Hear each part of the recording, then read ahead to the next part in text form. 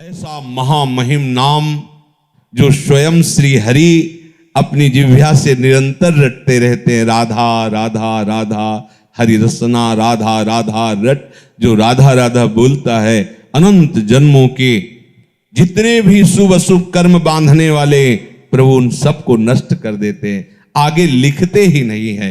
ऐसे समर्थ नाम को प्राप्त करके भी आप यदि क्लेशित है, दुखी है, अशांत है, राग द्वेष जनित उससे जल रहे हैं, तो आप समझो कि आपका अभाग्य ही उदय हुआ है। ये जो नाम रूपी चिंतामणि मिली बहुत स्वादिष्ट है। राधा नाम सुधा रसम रसी तुम, अमृत रस झरता रहता है राधा राधा राधा। पर अभी हमारी जिह्वा विषयों का स्वाद लेती रहे, इसलिए राधा नाम का स्वाद नहीं मिल रहा। रटते रहिए तो राधा नाम सुधा रसम का स्वाद मिल जाएगा, फिर ये छूटेगा ही नहीं। स्वामी शरण जी महाराज हित धाम में थे, ऐसी राधा नाम में प्रीति हुई कि जैसे अपने लोग बराबर तिलक लगाते हैं फिर धोते हैं तो तिलक का चिन्ह बन जाता है, ऐसे तेजों में राधा नाम उनके मस्तक पर प्रकाशित हो गया था। दूर से झलकता था राधा ऐसे लिखा हुआ, क्योंकि निरंतर चिंतन राधा राधा राधा। पायो नाम चारु चिंतामणि, कहां रखना इस चिंतामणि को? उर करते न खसई हो, हृदय रूपी हाथ से इस चिंतामणि को कभी जाने नहीं देंगे। अर्थात निरंतर नाम का सुमिरन, चिंतन, मनन, जाप, कीर्तन, ये सामर्थ्य आपको आ जाएगी कि जो अब लो नशानी अब ना नशई हो। आज तक हमने किया जो भगवत व्यर्थत्व का हमारे हृदय में राज्य था, ये भोग लूं, ये देख लूं, ये सुन, अब नहीं, अब नहीं। जैसे श्री ध्रुवदास जी कह रहे हैं, ऐ मन, अब तक जो तूने कहा मैंने किया, अब तुझे वही करना होगा जो मैं कहूंगा। ये सामर्थ्य कहां से आई? नाम से आई। किसी ने एकांतिक में कहा कि मैंने शपथ ले लिया है कि इतने दिन अमुक विषय नहीं भोगूंगा। उनका गलत, क्योंकि ये शपथ टिकाऊ नहीं होगी। टिकाऊ शपथ उसी की होती जो शपथ लेता ही नहीं है। वो ये नियम लेता है कि अब प्रभु के चिंतन के सिवा, भजन के सिवा, लीला गुणगान के सिवा और कुछ स्वीकार नहीं करूंगा, तो आपके अंदर सब वो सद्गुण आ जाएंगे। अब आप रोज चिंतन उस विषय का कर रहे हैं कि इतने दिन मैं नहीं करूंगा, तो लाभ क्या मिल रहा है? चिंतन विषय का हो रहा, संयोग हो नहीं रहा, जल रहे हो, तो मन ग्रहण किए हुए इस विषय को है, तो आप जलना, जो आपके हृदय में क्रिया हो रही वो आपको और हृदय को गंदा कर देगी। तन छाड़े मन गही रहे, दोनों ही दुख होए। हमें करना क्या है? पायो नाम चारु चिंतामणि, राधा राधा राधा वल्लभ राधा वल्लभ। ये विस्मरण ना हो, सब ठीक हो जाएगा, सब ठीक हो जाएगा। मान लीजिए आप, और आप सोचे कि मैं अपने संकल्प से रोक दूं, तो इतना बड़ा आप में अभी सामर्थ्य नहीं आई कि संकल्प से विषय आकर्षण को रोक दो। रसबल छूटे जो विषय, तब ही तो सुख होए। जब नाम रस आ जाएगा, राधा नाम सुधा रसम, ये सब आपको ऐसे बमनवत दिखाई देने लगेगा। राधा राधा, मन खुद घृणा कर लेगा विषयों से। पायो नाम चारु चिंतामणि, उर करते न खसई हो। इस पर ध्यान दीजिए। यदि नाम नहीं चल रहा है तो ये मन तुरंत ऐसे जाल रचेगा कि आपका पतन करवा देगा, पक्का। इसीलिए कहा हनुमंत विपत्ति प्रभु सोई, जब तो सुमिरन भजन न होई। जब सुमिरन भजन नहीं हो रहा तो विपत्ति है क्या? कि ये माया का कोई न कोई जाल हमको आकर्षित करके फंसा लेगा। हानि हरिवंश के नाम अंतर परे, लाभ हरिवंश उच्चरत बानी। जहां नाम बानी छूटा, हानि ही हो गई। कोई न कोई वृत्ति हमारे अंदर जलन पैदा कर देगी, नया संस्कार भोगों का पैदा कर देगी। श्याम रूप सुचि रुचिर कसौटी, चित कंचन ही कसई हो, अब लो नशानी अब ना नसई हो। कह रहे हैं ये जब भगवान नाम का निरंतर जब चलने लगता है तो प्रभु का रूप प्रकाशित हो जाता है। प्रभु का रूप कोई ध्यान कर सके ऐसी मन बुद्धि में सामर्थ्य नहीं है, पर जिस समय हमारे हृदय में नाम चलने लगता है, जैसे ये कहा जाए कि आप प्रियाजू के रूप का ध्यान कीजिए, तो रूप का ध्यान तब होना जब वो प्रकाशित हो। प्रियाजू किसी की कल्पना का विषय तो है नहीं। प्यारोढ़ुम क्षमते नहीं अच्छी सुखा दिए नाम तु ध्यान गम, और प्रभु के लिए भी कहा गया है, श्याम सुंदर के लिए भी, यो ब्रह्म रुद्र शुक नारद भीष्म मुख्य रालक्षितो न सहसा पुरुषस्य तस्य। इन बड़े बड़े महापुरुषों के लिए कह दिया गया, मुनिमन ध्यान धरत नहीं पावत। बड़े बड़े मुनिजन प्रभु श्री हरि का ध्यान धरना चाहते, पर वो पूर्ण रूप से हृदय में उनका ध्यान नहीं लगा पाते। ये प्रभु के रूप का ध्यान कब होता है? बोले जब नाम को निरंतर हृदय में चलाया जाता है। हृदय की बात हो रही। जब नाम जिह्वा से चलता है तो कंठ में आता है, कंठ से हृदय में आता है। रोम रोम जब रग रग बोले तब कछ स्वाद नाम को पाए। हर नस नाड़ी में नाम विराजमान। अरे अद्भुत महिमा नाम की, अद्भुत महिमा। नाम जो रूप है सच्चिदानंद में, वो आपकी कल्पना नहीं है, वो साक्षात झलकने लगता है, झलकने ये केवल नाम की सामर्थ्य से। इसलिए बड़े बड़े महापुरुषों को देखा है, पहले नाम, पहले नाम, नाम के बाद रूप, नाम के बाद रूप का प्रकाश होता है। रूपाशक्ति ही लीला में प्रवेश करती। जब रूपाशक्ति बढ़ जाती है तो छिन छिन बिहरत संग, छिन छिन निरखत प्रेम भरी, छिन जस कहत अभंग, यह जो कृपा हरिवंश की। वो प्रतिपल उसी रूप के सानिध्य की लालसा से युक्त होकर निरंतर उन्हीं के समीप रहने लगता है। और ये रूप ऐसा है, ये कौन बात जो अबही और अबही और अबही और है, ये प्रतिपल वर्धमान रूप है। इसीलिए कभी भी रूप का पान करते हुए तृप्ति ही नहीं होती, क्योंकि प्रतिपल वो नया नया रूप प्रकाशित होता रहता है। तो प्रभु के श्याम सुंदर रूप की कसौटी बनाकर चित्त रूपी सोने को कसूंगा, अर्थात हमारे चित्त में सदैव वो रूप समा जाए। देखो, सारी साधना का उद्देश्य एक ही है, चित्त की एक एक वृत्ति भगवदाकार हो जाए। जब योगी लोग योग साधना में तत्पर होते तो चित्त वृत्ति का निरोध करके समाधि में स्थित होते हैं। भक्तजन प्रभु के नाम गुणगान के बल पर अपने चित्त की एक एक वृत्ति का भगवदाकार स्वरूप प्रकाशित कर देते। मुरारी पादार्पित चित्त वृत्ति, एक एक वृत्ति भगवदाकार। समझिए हमारी उपासना का स्वरूप क्या है। हम तभी मानेंगे कि ये खरा सोना है जब कसौटी पर कस लिया जाता है, तो हमारे चित्त का परिवर्तन हो गया है। इसकी कसौटी क्या है? हमारे आराध्य देव का रूप हमारे चित्त में समा जाए। श्याम रूप सुचि रुचिर कसौटी, चित कंचन ही कसई हो, अब लो नशानी अब ना नशई हो। ये प्रिया प्रीतम का ऐसा रूप है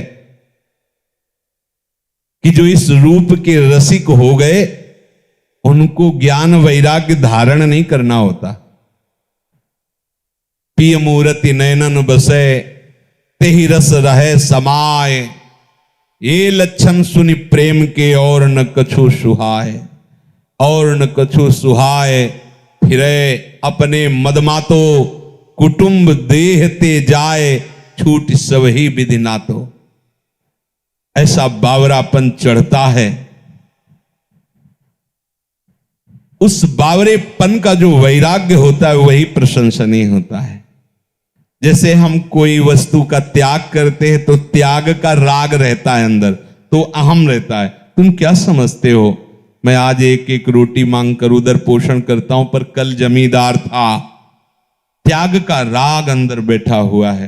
ये सुना है हमने। पास में एक संत रहते थे, वो धनी घर से थे। तो किसी संत से उनका कुछ ऐसा मनमुटाव हो गया, तो कहा तू क्या समझता है, तेरे जैसे नौकर थे मेरे घर में, तेरे जैसे नौकर थे मेरे घर में, ये तो भगवत प्राप्ति के लिए बाबा जी होना, तुम ऐसा वैसा समझते हो। क्या हो गया, बाहरी विषयों का त्याग होने पर भी अंतर में जो विषय का त्याग का राग है, अहम है, वो भगवत प्रेम नहीं होने देगा। खास बात है अंतर से विषय राग का त्याग, चाहे वो ज्ञान मार्ग हो चाहे वो प्रेम मार्ग हो। अगर हमारा किसी भी वस्तु व्यक्ति स्थान का राग अंदर है, तो आप न ज्ञानी हैं, ना आप वैरागी हैं, ना आप प्रेमी हैं। जब विवेक जागृत हो गया तो वो राग का नाश करता है ज्ञान मार्ग में।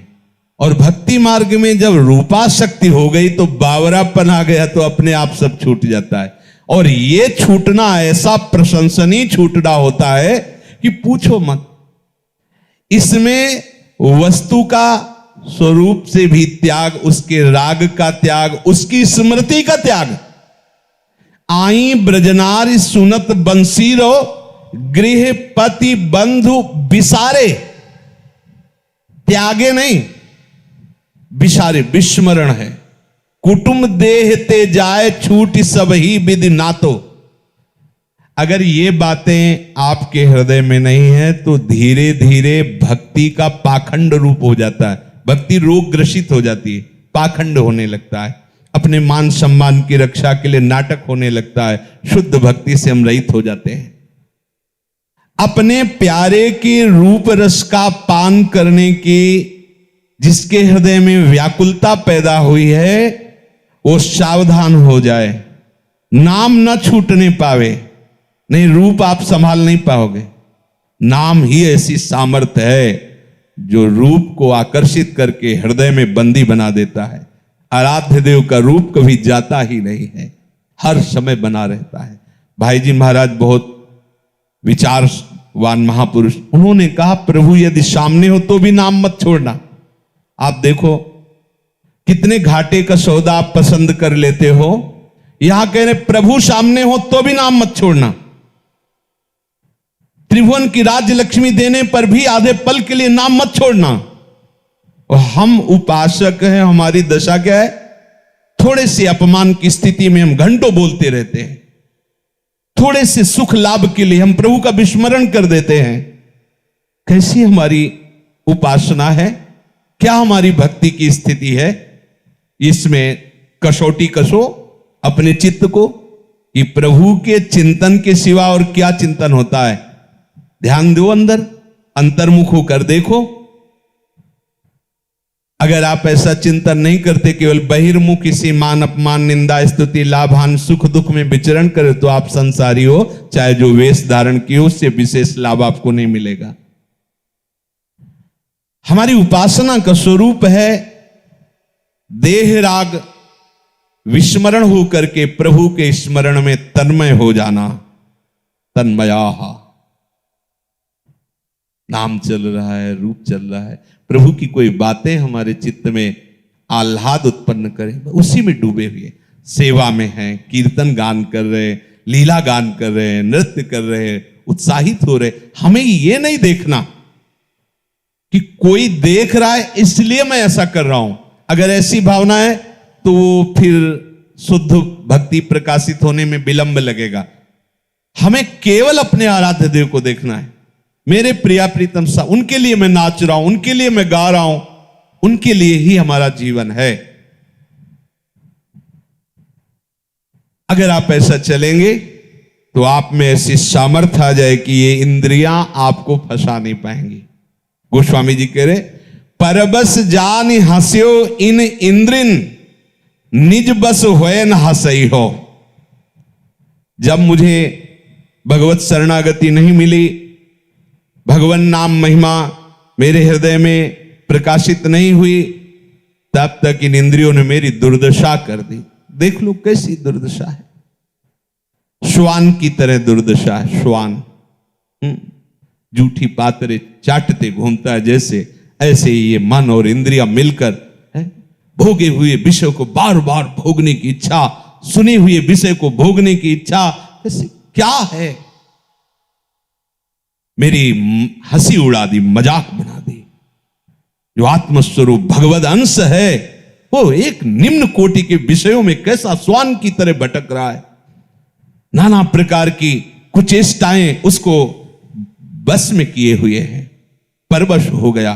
क्यों? क्योंकि वो अपने बल को भूल गया, अपने सामर्थ्य को भूल। हमारी सामर्थ्य, हमारा बल कौन है? मेरे अंशी प्रभु हैं, मेरे बल श्री वृंदावन रानी। अहंकार का बल यहां काम नहीं करता, रौंद देगी माया। यहां बल आराध्य देव का काम करता है। आराध्य देव के नाम का आश्रय, धाम का आश्रय, उनकी लीला गुण का आश्रय, ये वो बल प्रकाशित करता है। कह रहे अब निज बस होए ना सही हो। अब नहीं हो सकता कि इंद्रिया मुझे ऐसे कृत्यों में फंसा दे जिससे हंसी हो। अब ऐसा नहीं हो सकता। अब मुझे बल प्राप्त हो गया है, भगवत चरणारविंद का, भगवत आश्रय प्राप्त हो गया है। इस बात को समझिए आप। केवल आश्रय तत्व से ही सारी की सारी भागवतिक वृत्तियां प्रकाशित हो जाती है। आप कहोगे हम तो 10-15 वर्ष थे तो बाबा जी बने हुए ही हैं, पर सारे दोष हैं, ऐसा वैसा। देखो, बाहर से बाबा जी बने हुए हो, आप अंदर से आश्रय किसका लिए हो? अंतर्यामी प्रभु आपके हृदय में बैठे हुए देख रहे हैं। अरे आप वर्षों की बात करते हो, गोस्वामी जी अभी की बात कर रहे हैं, अभी की बिगड़ी जन्म अनेक की, अबही सुधरे आज। कौन सी साधना की बात कर? अभी आश्रय तो ले हो राम को, अभी स्वीकार कर हमारे माई श्यामाजू को राज, हृदय से स्वीकार कर। पर यह स्वीकृति तभी मानी जाएगी जब दूसरों न कोई। अगर दूसरा कोई आश्रय है तो यह मजाक है, ये विनोद में आप बोल रहे, हृदय से नहीं बोल रहे। अन्य आश्रय सबकी ममता ताक बटोरी, मम पद्म नहीं बांध बरडूरी, कोई अन्य आश्रय। अरे कितना महामहिम ये भगवद आश्रय, अद्भुत चमत्कार आपके जीवन में प्रकट हो जाएगा। छोटे छोटे विषयों को नहीं छोड़ पाते वो। आप भगवद आश्रित होकर देखिए, आपको पता ही नहीं लगेगा। आपसे पूछा जाए कि आप ऐसी स्थिति को कैसे प्राप्त हुई, तो आपके पास भी उत्तर नहीं रहेगा। जिन विषयों में बड़े बड़े पतित हो जाते हैं, वो विषय कब छूट गए आपको पता ही नहीं चलेगा। बिना श्रम के, बिना संकल्प के, बिना प्रयास के आप निर्विषय सच्चे बैरागी बन जाएंगे। केवल आश्रय तो लीजिए। अगर मिलावट है, अन्य आश्रय है, तो आप नहीं समझ पाओगे। ये मार्ग मिलावट वाला नहीं। अब या में मिलोनी मिले न कछु, जब खेलत रास सदा बन में। जिस रस में आप चल रहे इसमें मिलावट नहीं होगी। ये शुद्ध मार्ग है, उज्जवल मार्ग है, परम निष्काम मार्ग है, प्रेम मार्ग है। इसमें आश्रय ही तत्व काम करेगा। आश्रय, अरे कितना आनंद, हम कैसे तुम्हें बताएं, बस इसके आगे बोल नहीं सकते कि कितना आनंद। सब साधन एक तरफ और भगवद आश्रय एक तरफ, बहुत बड़ी। आप इसको समझ नहीं पा रहे। नहीं, जैसे हरिराम व्यास जी के सोवत पाव प्रसाद, आपके अंदर प्रतिपल ऐसी मस्ती रहेगी जो एक सम्राट को या त्रिभुवनपति देवराज इंद्र को या प्रजापति भगवान ब्रह्मा को भी नहीं है। आप सच्ची वाली, आपको जिस समय गर्व होगा कि अरे प्रिया प्रीतम मेरे स्वामी, मैं उनके चरण आश्रित, आनंद की सीमा नहीं रहेगी। पर हम लोग ये बात सुन लेते हैं, इसे धारण नहीं करते। क्यों? अमुक अमुक का आश्रय है, किसी व्यक्ति का, वस्तु का, स्थान का, धन का, बुद्धि का, विद्युता का, साधना का। इसीलिए चित्तवृत्ति डगमगाती रहती है। अगर एकमात्र भगवद आश्रय हो जाए, देखो चमत्कार, देखो अम्बरीश जी के सामने दुर्वासा जी के द्वारा प्रकट की हुई भयंकर कृत्या, जिसे देखकर अच्छे अच्छे सूरवीर डर जाएं। एक कदम भी महाराज अम्बरीश का पीछे नहीं हुआ। भागवत में पढ़ के देख लीजिए, जैसी मुद्रा में खड़े थे वैसे ही खड़े।